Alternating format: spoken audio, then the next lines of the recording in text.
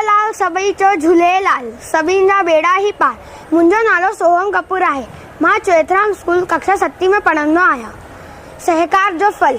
हिकु नदी जे किनारे हिकु पीपल जो वण हो। हुन वण ते हिकु कबूतर वेठो हो।